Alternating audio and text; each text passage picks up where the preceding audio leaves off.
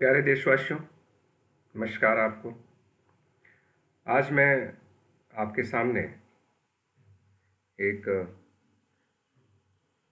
अलग विषय लेकर आया हूं जो हमारे पालतू पशुओं के ऊपर है।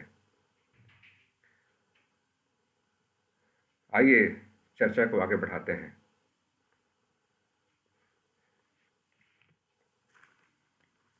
इस चर्चा को मैंने लिख करके जो भी मेरी सोच रही है उसको मैंने अपने इस पन्ने पर उतारा है, वो मैं आपके साथ साझा करूंगा।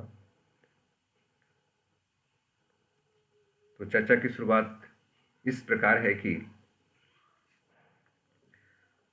समाज का ताना बुना कुछ ऐसा बनाया गया कि देशवासी अनेक प्रकार के रीति रिवाजों में कर्मकांडों को लेकर भाईचारे की जगह द्वेष, ईर्ष्या अपना रखे हैं। अब प्यारे देशवासियों, में ही कुछ ऐसे हैं जो जीवों को मारकर खाते हैं, जीवों का सेवन करते हैं, मार के खाते हैं।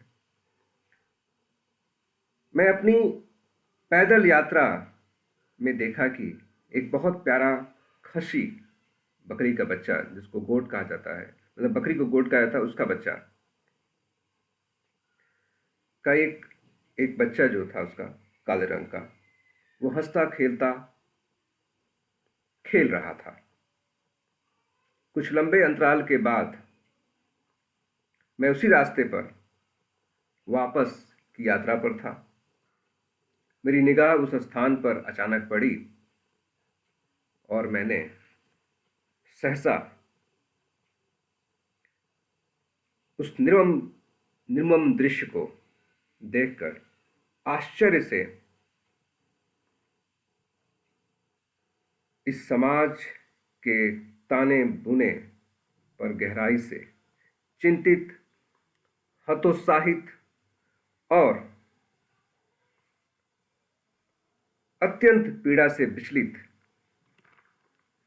मैं प्यारे भारत की धरती पर हो रहे इस संस्कृति को समाप्त करने का तरीका ढूंढ रहा हूं, ढूंढने लगा या ढूंढ रहा हूं उस वक्त।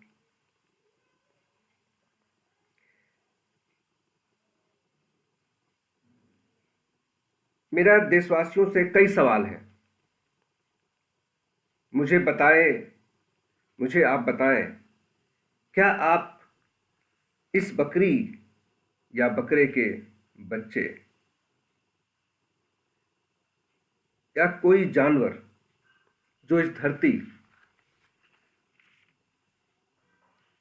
पर लाने में या उत्पन्न करने में कोई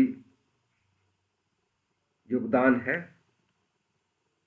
आपसे सवाल कर रहा हूं।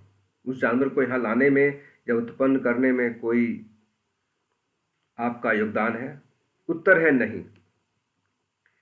क्या आप उसे पालते हैं? उत्तर है नहीं।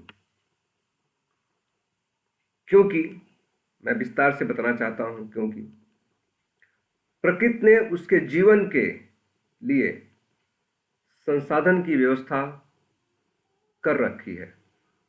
वह स्वयं ही घास खाकर जिंदा रह सकता है। अगर आप उस पर ध्यान नहीं देंगे तो भी वह घास खाकर जिंदा रह सकता है। अच्छा देशवासियों, मैंने पाया कि आप अपने खाने में उन्हीं जानवरों की हत्या करते हैं जो शांत, सुशील और आपको प्यार करता है। वो आपके साथ रहता है या आप उसको अपने साथ रखते हैं, और वो आपके साथ खेलता भी है, आप भी उसके साथ खेलते हैं। इससे पता चलता है आपके दिमाग के एक कोने में एक अमानवीय, क्रूर, निर्मम या कहिए कि निर्ममता पूर्वक किसी सीधे और प्यारे जानवर को मार के खाने में आपका जो दिमाग है, जो कोने में कह रहता है, वो रुचि रखता है। कुछ तो ऐसे देशवासी हैं जो बहुत प्यार से उस जानवर को कई वर्षों तक अपने साथ रखते हैं।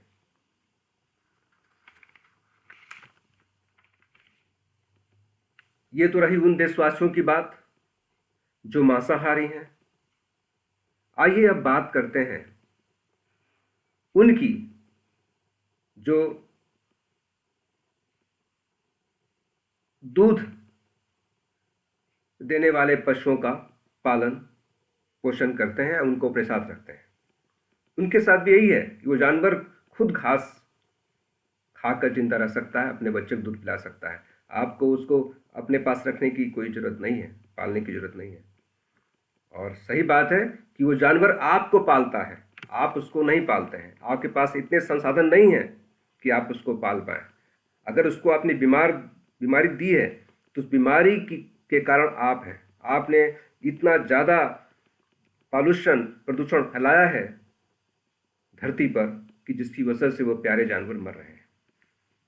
आइए हम बात करते हैं कि जो दुग्ध उत्पादन में है, दूध वाले पशुओं को पालते हैं, जिनका वो एक व्यवसाय है, इनकी भी क्रूरता, निर्ममता और अमानवीयता, वो सब कुछ जितनी क्रूरता की परिभाषा मांसाहारियों पे लागू होती है, वही परिभाषा इन शाकाहारी जानवरों, जो पशु हैं, जो पालतू पशु हैं, जिनको वो रखते हैं, उनके ऊपर भी ये लागू होती है। उसी क्रूरता और उसी अमानवीयता वो करते हैं उनके ऊपर। कैसे, मैं आपको बता रहा हूं। गाय या भैंस अपने दूध अपने बच्चे को देने के लिए रखते हैं। इनके दूध को निकालने के लिए मनुष्य बच्चे को उसकी मां के पास ले जाता है, वो दूध देने लग जाती है। तकरीबन सिर्फ 1 मिनट तक ही उस बच्चे को उसकी मां से अलग कर दिया जाता है और मनुष्य फिर वो दूध अपने लिए ले लेता है, उसको दूह लेता है। बछड़ा जो गाय का बच्चा होता है उसको बछड़ा कहते हैं, और जो भैंस का बच्चा होता है उसको पाड़ा कहते हैं। हमारे उत्तर प्रदेश जो पूर्वांचल है उसमें यही बात कही जाती है। कुछ समय अंतराल बाद उसे हमेशा के लिए कहीं दूर, उसकी मां से दूर उसको छोड़ाते हैं, जिससे वो अपनी मां से ना मिल सके। देखिए दृश्य कितना दर्दनाक है, किसी बच्चे को उसकी मां से अलग कर देने का। वो चाह कर भी अपनी मां से नहीं मिलता और वो अपनी जिंदगी की जो बची उम्र है वो मां को पुकारने में, मां को बुलाने में उसकी बीतती है। और जब वो किसी जगह जहां वो छोड़ के जाते हैं, उस जगह जो आवाज लगाता है तो लोग उसको और मारते हैं कि क्यों बोल रहा है।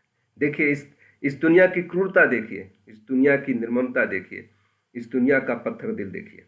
हम दुनिया नहीं कहेंगे, दुनिया वही है, ये मनुष्य जो है, देशवासी जो है, क्योंकि मैं इस देश में रहता हूं इसलिए इस देशवासियों की बात करूंगा। अच्छा, इसका निष्कर्ष क्या निकल रहा है वो मैं आपसे साझा कर रहा हूं। हमने जाना कि इस कड़ी में लगभग वो सारे देशवासी जो मांस का सेवन करते हैं, मांस खाते हैं, पशुओं की हत्या करते हैं, दूध का सेवन करते हैं और जो पशुपालन करते हैं इत्यादि सभी, वो तैयार रहें कि ये घटनाएं प्रकृति ने उनके साथ अवश्य घटानी है।